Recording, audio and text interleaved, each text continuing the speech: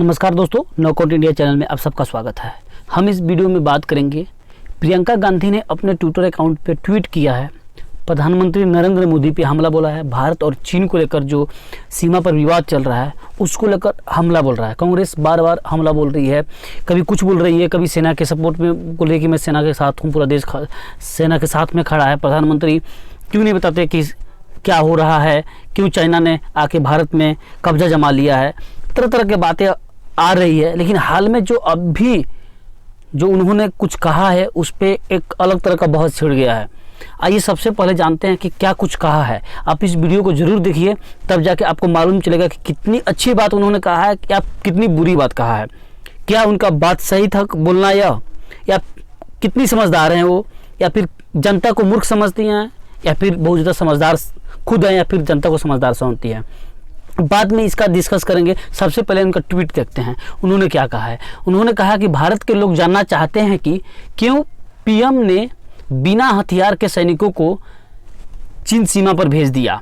जिस जमीन पर उनकी जान गई वह हमारी ज़मीन है, हम आपको वो ज़मीन चीन को देने नहीं देंगे। पीएम आपको सवालों का जवाब देना होगा। प्रियंका गांधी ने ऐसा कहा है, ट्वीट किया है। मतलब आसान भाषा में अगर बात करें तो उनका कहना है कि सैनिकों को बिना हथियार का क्यों भेज दिया था, जिससे 20 सैनिक हमारे शहीद हो गए।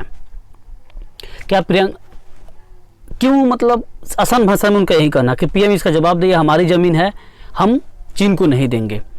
तो प्रियंका गांधी क्या भूल गई हैं कि चीन और भारत के बीच में क्या समझौता हुआ था। पहला सवाल है कि जनता को क्या वो मूर्ख समझती हैं, या फिर खुद पता नहीं, तो समझदार तो होंगे ही।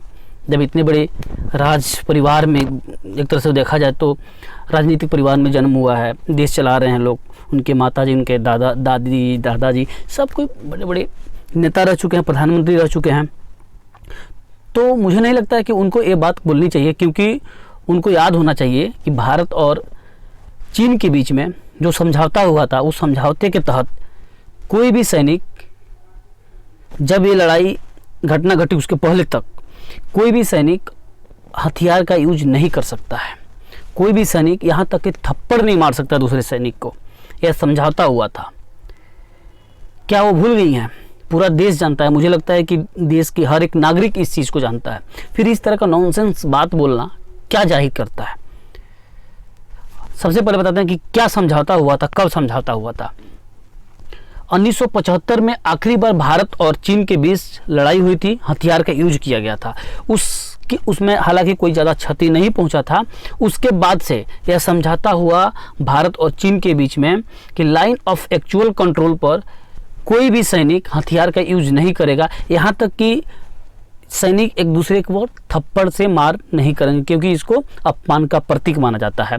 नरसिम्हा राव जब प्रधानमंत्री थे तब मैनेजमेंट्स ऑफ पीस एंड ट्रैक्टेबिलिटी समझौते पर हस्ताक्षर हुआ था, और इसमें कहा गया था कि कोई भी सैनिक हथियार का यूज नहीं करेगा। शांति से, जब तक एक दूसरे को जनता, एक दूसरे के देश की जनता समझ नहीं जाती है, हमारा व्यवहार अच्छा नहीं हो जाता है, तब तक हम हथियार का यूज नहीं करेंगे और एक दूसरे की सीमा में प्रवेश नहीं करेंगे।